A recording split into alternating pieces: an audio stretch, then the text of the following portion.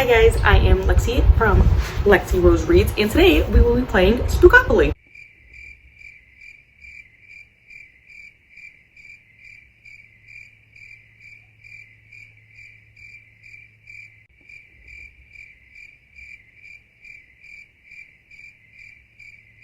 What is Spookopoly? Spookopoly is hosted by Becca in the Books, and usually it is a Monopoly themed game where we just do like a Monopoly board, right? Except for this year, there is a twist. We are doing Spookopoly, spooky themed, because it's being held a month later than usual. So, I am going to be playing the game today. The goal is 5 rolls. If I roll a double, I do have to add a book to my TBR though. And I do not have access to a printer, so we're going to be doing the digital board on my iPad, and then on my computer over here I have all the prompts pulled up so that, you know, I can know what some of these mean, because some of them like on the board are pretty vague and like we gotta look up what that means, you know. Over here I have all the books that have been sitting in my lovely TBR little, I guess, what do you want to call this, box. Some of them have been sitting there for months. These are like always pick next books, and do I pick them next? Rarely, you know. It's a goal though. And then I pick some other books I need to get to for other things this month. So on my iPad here, we are also going to use the dice, because I also do not have dice because I don't own board games. They're all at my mom's house because that's where we play them. So let me switch over to my dice. I got 2 dice here on the Google, and we're gonna hit roll. 6. Perfect. Off to a great start. Double. So let's pull our board back up, and we start down here. So we're gonna go 1, 2, 3, 4, 5, 6. So I got orange. So we're gonna need a book with a mostly orange cover. And I gotta take you with me, guys, because we're gonna play scavenger hunt for this, and we're gonna find an orange book. You know, I probably have an orange book on that bookshelf over there, but the ones that pop out to me are sequels, and I have not read the books. So here's my pile of books that don't fit anywhere on shelves because I need to buy another shelf. Hello, Shelby. How are you? Yes, purr. Okay, so I know I have orange books in this stack. You know, this got some orange on it, but like it's not mostly orange, you know? You know, we could argue the hacienda here is pretty orange. But I think, because it's been on my TBR, and we know this is probably my most orangey book, Love Theoretically. So I think we're gonna pick Love Theoretically. All right, so Love Theoretically is the book we end up picking. And this one is by Ellie Hazelwood. I ended up picking this up at Walmart. The other 2 of her books, Love Hypothesis and Love on the Brain, I got from Book of the Month. But I don't know, did they have this on Book of the Month? I don't remember seeing it as a pick. But I again don't really read synopses, so let's read what this one's about. Rival physicists collide in a vortex of academic feuds and fake dating shenanigans in this delightfully feminist rom-com from the New York Times best-selling author of The Love Hypothesis and Love on the Brains. So, physics. So, this is going to be debatable whether I like this or not, because if it gets too physicky, like too much with the physics, I'm not going to like it because I hated physics. Like, absolutely hated it. But I loved The Love Hypothesis. Like, yeah, it's cringy, but like I loved it. Love on the Brain was also like decent, but the sex scenes in it were a little cringy. Like, okay, the smut scenes were not the best. In my opinion, they were a little cringy. So guess we'll see how this one turns out. We're on the roll 2 of what is now going to be 6 rolls, you know? So got our dice back. 5. So I'm gonna zoom in so I can see. Oh no, wrong thing. 1, 2, 3, 4, 5. Spoopy. Okay, let's look what that one says. Read a spoopy book. Spoopy refers to things that are spooky but not scary, like kids Halloween movies. For this prompt, you're looking for something that embodies spooky season vibes but without the fear element. Maybe a middle grade or a cute witchy graphic novel. This prompt is solely open up to your interpretation.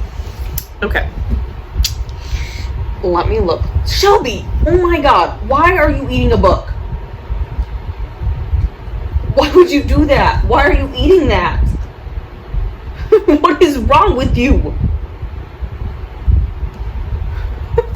I swear, this cat. Okay, I have scoured my shelves and cannot find anything that fits this prompt, because typically if I'm reading a book with like spooky vibes to it, it's gonna have a fear element to it, because that's the kind of spooky books I like. So I have searched high and low on my shelves. I cannot find anything.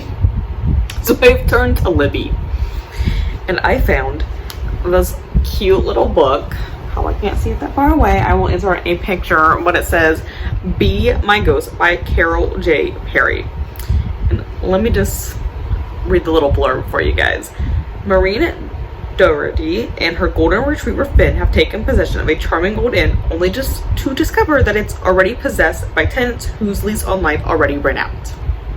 It's very like cute romance in it, some mystery, some fantasy elements, you know, things that we're gonna like. Sounds like we're gonna be at an inn, we're gonna have some ghosts, but like nothing in the like description here, the synopsis is spooky. I mean, besides like it's a cozy, there's obviously a dead body involved, but nothing too fear-inducing, it sounds. All right, we're ready for roll 3.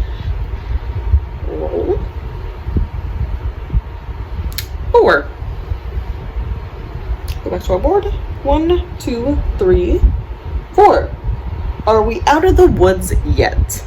Let's look up what this one means. Okay, so this is one of our railroad crossings.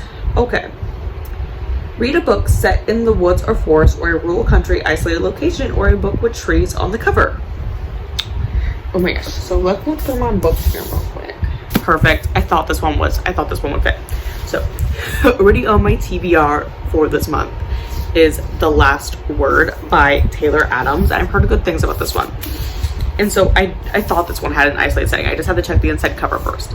But yes, Emma Carpenter is living in isolation with her golden retriever, house sitting in old beachfront home on the rainy Washington coast. Her only human contact is with her enigmatic elderly later Deke, and via text with the house's owner Jules.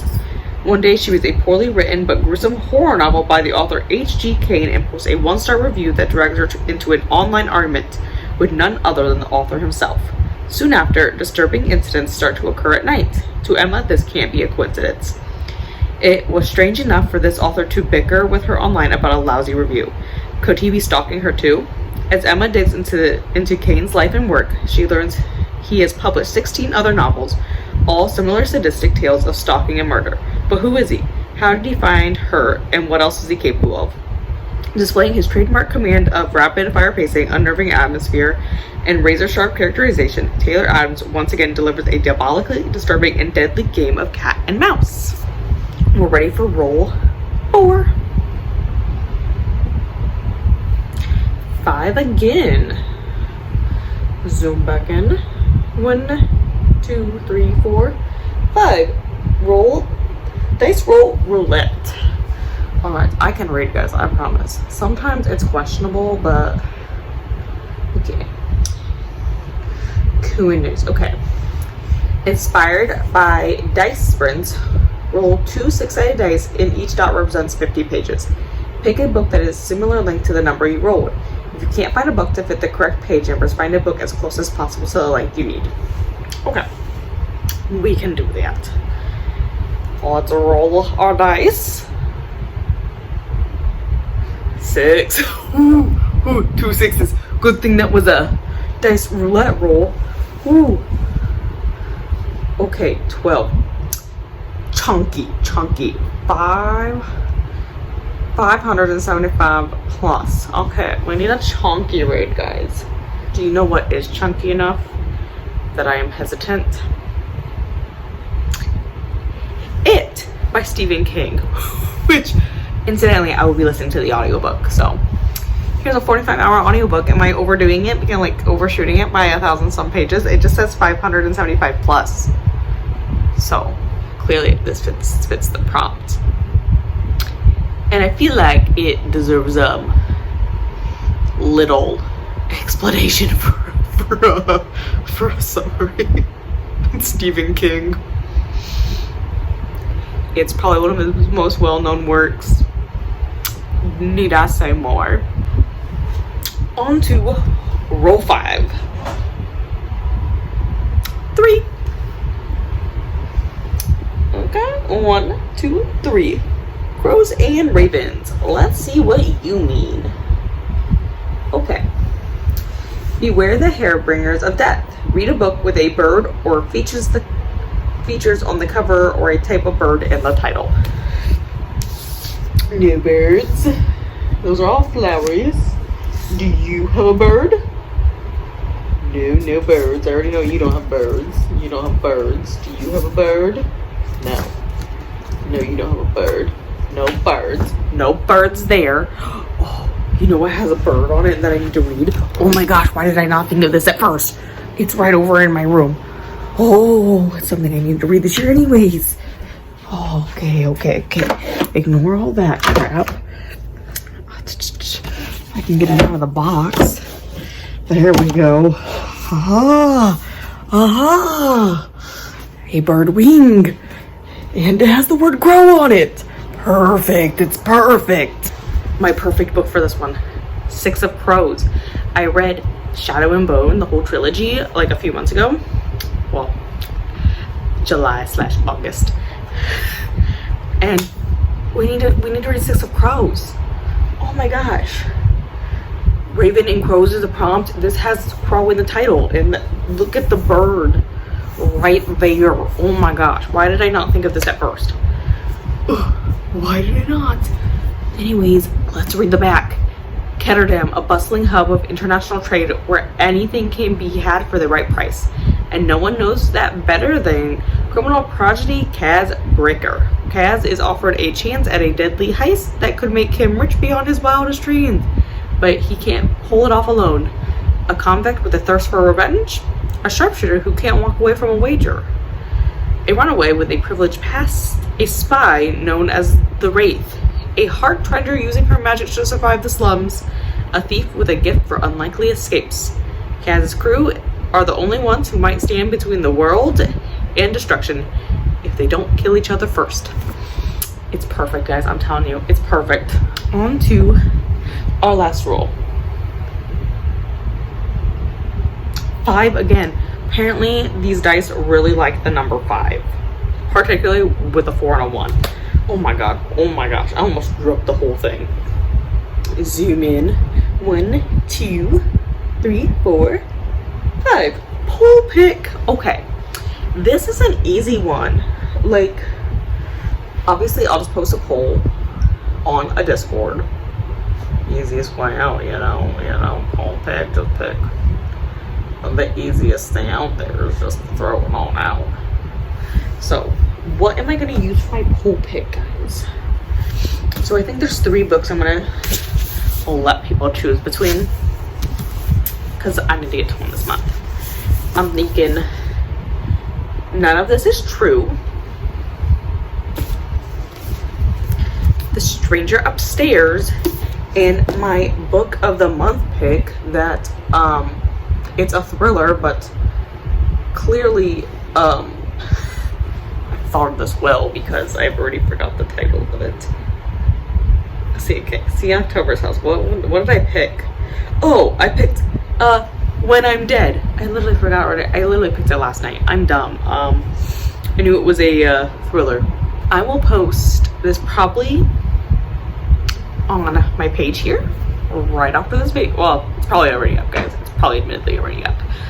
And we'll go from there, and I'll also probably post it in a Discord. Probably not the Spookopoly one, but maybe another one.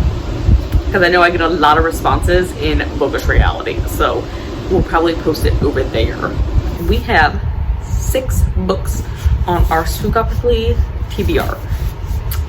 You know, we got there's gonna be 4 physical books, obviously, but these are the 3 determined ones. Love Theoretically, 6 of Crows, and The Last Word. And then we'll have our poll pick, which I am waiting for my book of the month copy to arrive yet for when I'm dead. And then we will have our 2 digital books. One will be an ebook and the other is an audio. Pretty doable. I think I can manage to read, you know, a solid 4 physical books. That's like 1 a week. I can manage, you know, I can totally manage that. Will I get to the other books? Yeah, maybe. Especially because I want to do Smuttober, and a lot of that's going to be audio, actually, what I've decided, because I'm doing a secret project. It's going to go up towards the end of the month, the plan is. Maybe early November. But there's a project I'm doing with some Smuttober books. Otherwise, do we really pick anything from my little basket? No. Will I get to stuff in the basket? Hopefully.